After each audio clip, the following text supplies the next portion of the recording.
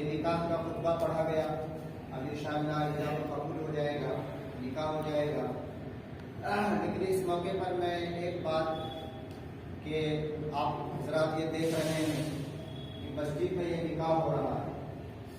یہ نکاح مسجد میں ہو رہا ہے. نکاح ہونے کے لیے تو لوگ ہال میں اور بڑے بڑے ہال میں کر کے اور پنڈال اور شامیانہ لگا کر کے وہاں پیسے خرچ کر کے ایک طرف ڈی جے بجتا ہے, ناچ اور گانے کے سامان ہوتے ہیں. ایسی مجلسوں میں بھی نکاح ہو رہا ہے.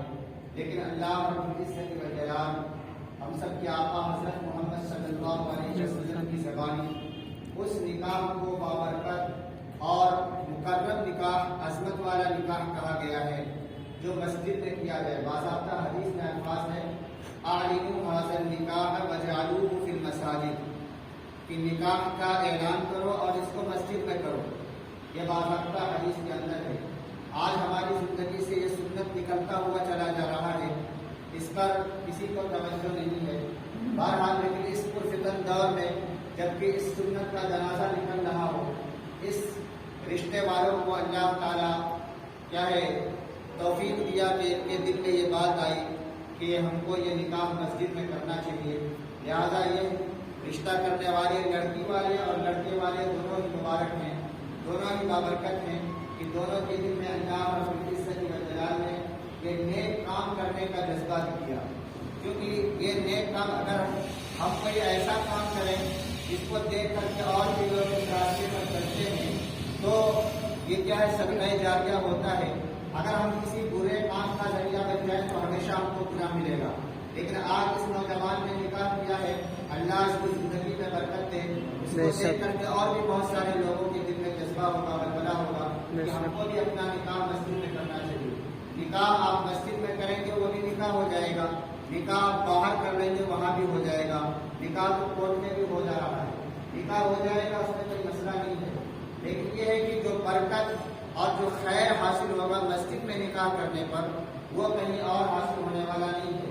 مثال کے طور پر ماشاءاللہ بھی یہ جو مجمع ہے بہت زیادہ بڑا مجمع نہیں ہے, جو بھی 20-25 لوگوں کا مجمع ہے. سارے لوگوں نے بھی باوضو ہو کر کے نماز جیسے فریضے کو ادا کیا ہے, اللہ سے دعا کیا ہے. اب یہ مقدس حضرات, یہ بابرکت حضرات نکاح کے بعد لڑکے والے کو کیا ہے دعا دیں گے, ان کو مبارکباد دیں گے. یقین جانتی ان کی دعا لگے گی اور اس رشتے میں برکت اور خیر پیدا ہوگی. اس رشتے میں اگر کسی طرح کی کوئی شرور اور فتن آنے والا ہے تو اللہ رب العزت والجلال سے قبول فرما دے گا اور ہر طرح سے اس رشتے کو اللہ رب العزت والجلال کیا ہے قبول فرمائے گا. ہم کو اور آپ کو معلوم ہے کہ نماز کے بعد دعا قبول ہوتی ہے. تو اب نماز کے بعد ایک سنت کی ادائیگی, پھر اس سنت کی ادائیگی کے بعد جو ہے نکاح اور پھر دعا, پھر اس کے بعد مبارکباد دی جائے گی. یہ سب بالکل خیر کے کام ہیں. اس وجہ سے بہت زیادہ تقریر نہ کر کے اپنی بات ختم کرتا ہوں اسی پیغام کے ساتھ کہ میرے بھائی آج یہ سنت ہمارے درمیان سے نکلتا ہوا جا رہا ہے. فرمایا کہ وہ سنت جس کو لوگ مٹا رہے ہوں ایسے وقت میں اس سنت کو زندہ کرنا 100 شہیدوں کا ثواب ملتا ہے, 100 شہیدوں کا ثواب ملتا ہے. آج ہمارے درمیان سے مسجد میں نکاح کرنے کا رواج بالکل ختم ہو رہا ہے. خود میں یہاں 5 سال سے 2017 سے یہ پہلا نکاح آج مسجد میں ہو رہا ہے ہمارے رہتے ہوئے. تو اس سے اب ہمارا نکاح ہر دن ہو رہا ہے, ہر مہینے ہو رہا ہے, لیکن مسجد میں نہیں ہو رہا ہے, باہر ہو رہا ہے. جس کی وجہ سے ہمارے نکاحوں میں ہماری ازدواجی زندگی میں برکت نہیں ہے, خیر نہیں ہے.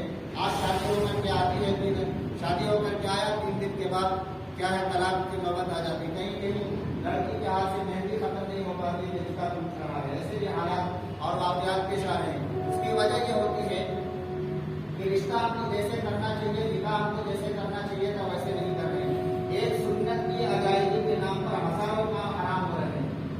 اس ہال پر سب ایک ساتھ بیٹھ کر کے کھانا بھی کھا رہے ہیں. تو ایک سنت کی ادائیگی کے نام پر ہزاروں حرام کام کا انتخاب ہو رہا ہے. تو کہاں سے ہمارے رشتے میں خیر آئے گا, برکت آئے گا, کہاں سے ہمارے گھر میں جو ہے اولاد کی پیدائش ہوگی. اور ایک حدیث میں ان اعظم النکاح برکۃ ایسر ومغفرۃ کہ سب سے بابرکت نکاح وہ ہے جس میں خرچ کم ہو.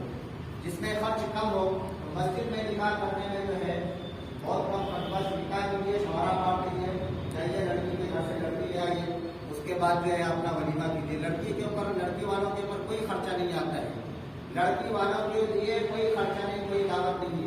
शादी में जो भी अखराजात है वो सब लड़के के ऊपर है, वलीमा लड़के के ऊपर, महर का देना लड़के के ऊपर, शौहरा तकसीम करना ये लड़के के ऊपर, यानी जितने भी अखराजात है वो सब लड़के के ऊपर है, लड़की के ऊपर अल्लाह रब्बुल इज्जत ने कोई खर्च रखा ही नहीं। ये अलग बात है कि हम अपने माशरे में लड़की वालों पर इतना बोझ डालते रहे कि बेचारा परेशान हो जा रहा है एकदम कि नहीं हम 50 आदमी के साथ आएंगे, इतने गाड़ियों के साथ आएंगे, ये खिलाना पड़ेगा। ये शरीयत के अंदर ऐसा कुछ भी नहीं है। लड़की वालों का खर्च कहीं होना ही नहीं है। अगर आप शरीयत का पूरा उसूल देख लें, लड़की वालों का कहीं खर्चा नहीं है। पूरे शादी में एक वलीमे का तज़किरा आता है और वो भी वलीमा लड़के वालों के ऊपर है। इज़ा दुनिया अहादुकुम इलल वलीमति फलयुजिबहा, कि जब किसी को वलीमे की दावत दी जाए तो वहाँ जाना चाहिए। और फरमाया कि वो दावत क्या है, उससे बुरा खाना कोई नहीं है। इन्ना शर्र तआम तआमुल वलीमति लिजअलल अग़निया व युतरकुल फुक़रा, कि आदमी वलीमा करता है और उस वलीमे में मालदारों को बुलाया जाता है। वलीमा करता है, वलीमे में मालदारों को बुलाया जाता है, गरीब को छोड़ दिया जाता है। फरमाया सबसे बुरा खाना है। अगर कोई आदमी वलीमा करता है, सिर्फ मालदारों को बुलाए, गरीबों को छोड़ते, तो फरमाया सबसे बुरा खाना है। आदमी को जहाँ अपने मालदारों को बुलाना चाहिए, वही अपने गरीब दोस्तों को भी बुलाना चाहिए, अपने गरीब रिश्तेदार को भी बुलाना चाहिए। बहरहाल ये 2-3 बातें जो इस तारीख में हमने आप हज़रात के सामने बयान किया, इस उम्मीद के साथ कि आप हज़रात भी तय करेंगे इंशाअल्लाह हम भी अपना निकाह, जिनका निकाह नहीं हुआ है वो अपना निकाह मस्जिद में करेंगे, और जिनका हो चुका वो भी वादा कर सकते हैं कि अगर दूसरी करेंगे तो मस्जिद में करेंगे। मोहम्मद मुजीबुल्लाह वल्द मरहूम मोहम्मद सलाउल्लाह, पुराना मछली बाजार तिनसुकिया। तो इस लड़की को यानी सैबुल खातून को 21,101 रुपये महर के एवज अलावा नाम नफ्का के इन गवाहों की मौजूदगी में वकील की वकालत में आपकी निकाह में दिया जाता है। क्या आपको ये निकाह कबूल है?